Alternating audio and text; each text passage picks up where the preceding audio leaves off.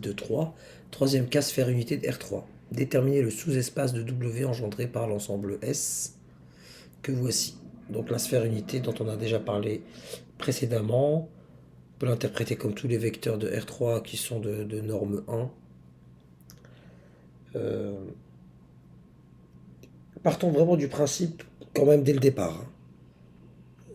On peut, en jouant sur des combinaisons linéaires, en se donnant un vecteur qui n'est pas de norme 1, et un vecteur non nul, hein, bien sûr, et le, entre guillemets, passer à l'expression, le normaliser. On va se donner un exemple. Si je me donne le vecteur, allez, 1, 2, 3. C'est le premier qui me vient en tête. Je vais l'appeler U.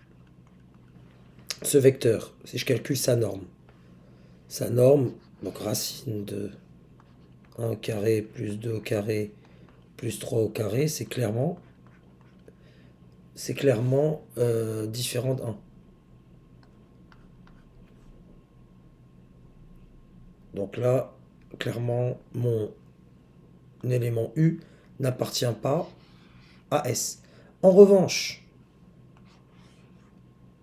si je prends ce U, bon, je peux effectuer le calcul. Ici, je trouve 1 plus 4 plus 9, 14. Si je prends ce U et je l'écris sous la forme de, on va dire, U égale, donc je le multiplie plutôt, pardon. Je prends un vecteur V qui est égal à 1 sur racine de 14 U. Et bien, ce vecteur V, il est de norme 1. Voilà. Donc j'ai réussi à le normaliser entre guillemets et à faire rentrer quand même d'une certaine manière le vecteur U dans mon S. Mais là, on va passer à la rédaction. Et cette première remarque, elle doit vraiment nous habiter tout au long de l'exercice pour comprendre ce dont il est question ici. Ce que je remarque, c'est que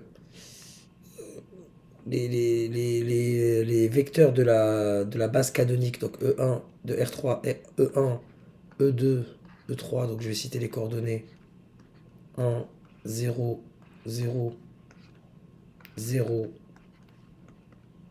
1, 0 et 0, 0, 1. Je rappelle que dans le cours, on a clairement que vect E1, E2, E3 égale à R3, les vecteurs de la base canonique. Et on remarque que E1 appartient à S, E2 appartient à S, et E3 appartient à S.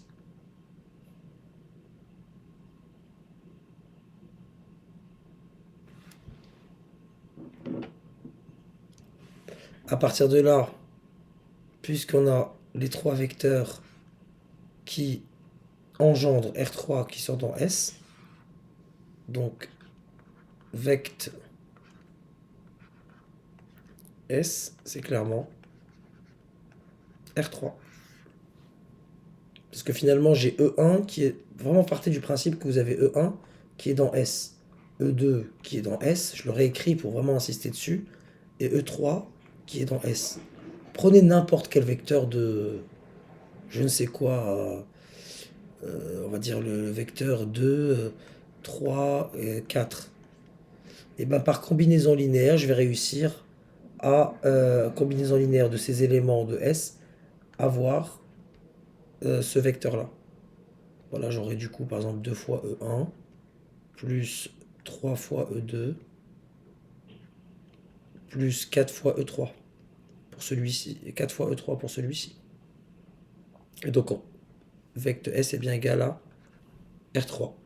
Mais tout est basé sur le fait que, même si un vecteur de R3 n'est pas dans S, on peut le normaliser.